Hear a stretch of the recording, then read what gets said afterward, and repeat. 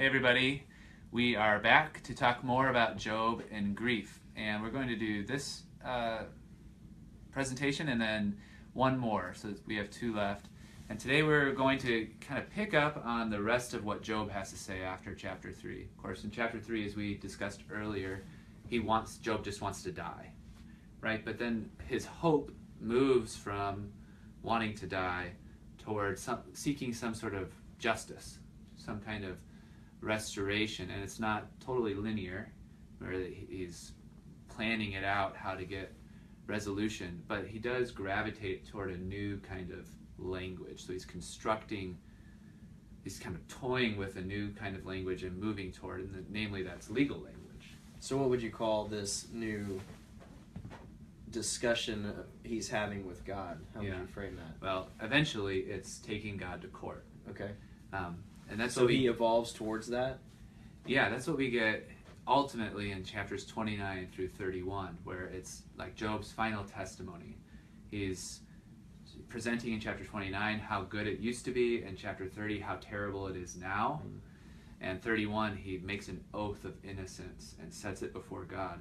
But he doesn't start there. This is all very like legal language, taking God to court type of a framework here.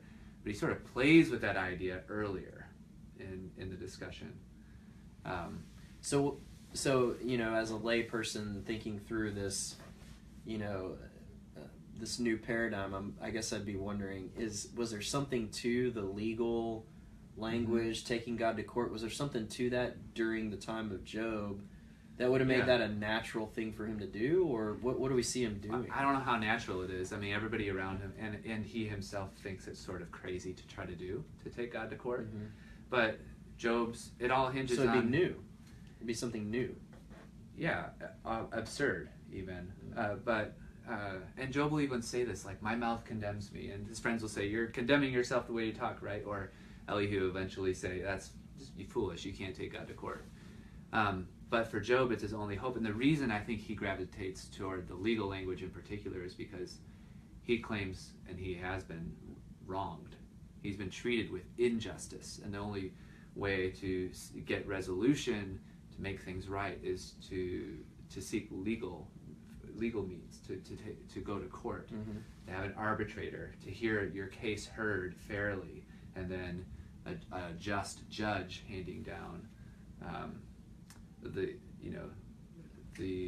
his ruling that Job is innocent. I mean, that's ultimately what he hopes for. Right. Well, I mean, you know, when you think about people that go through suffering or trauma,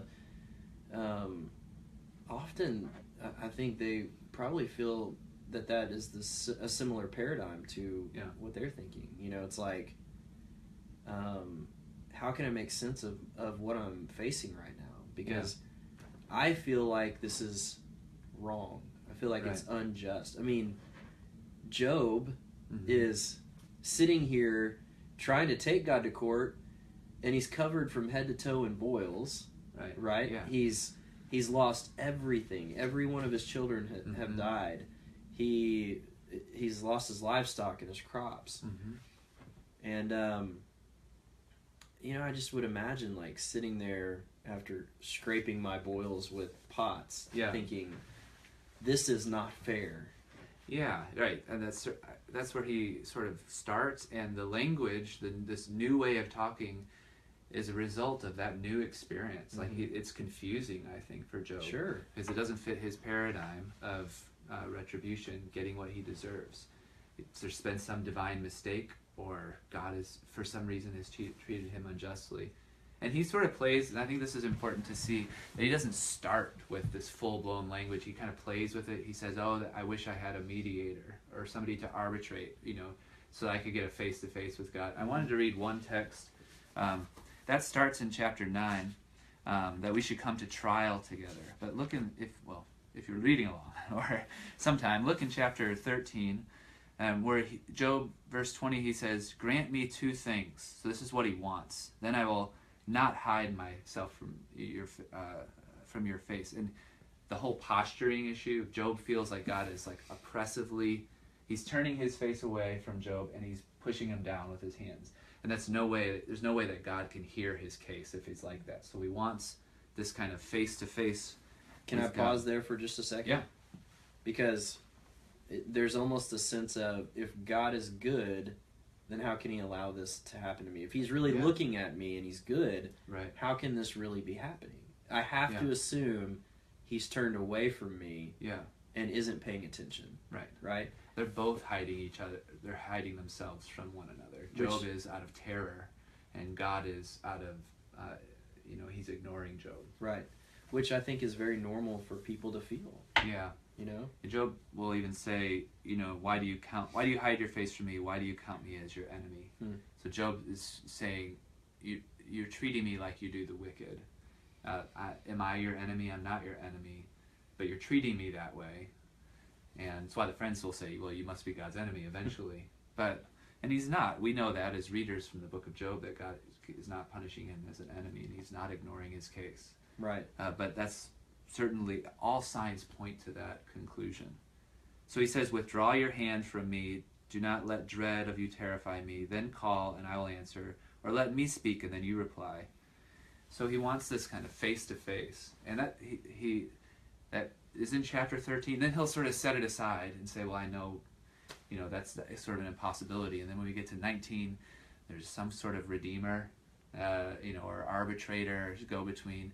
And then eventually in chapter 29 to 31. So there's this new kind of way of talking. And I think that's, in my mind, one of the major takeaways for understanding Job's grief.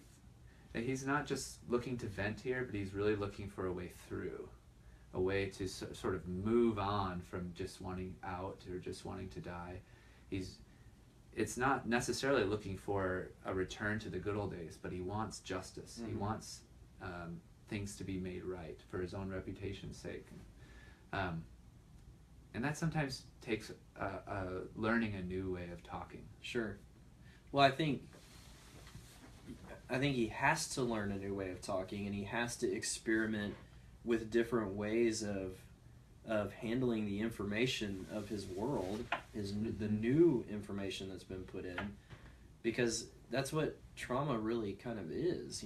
It's an unexpected event that happens that doesn't fit our paradigm. Right? Yeah.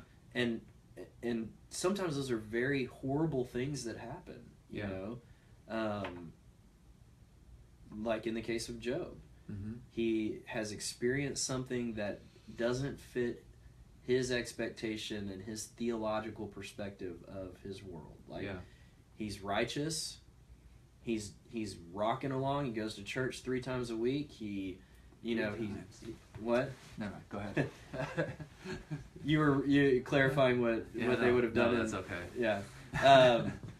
He goes to church 3 times a week. He's a part of a small group, a men's group at church. He's doing everything right. All the right things. Yeah. And he deserves good in his life, right? Right. In his paradigm.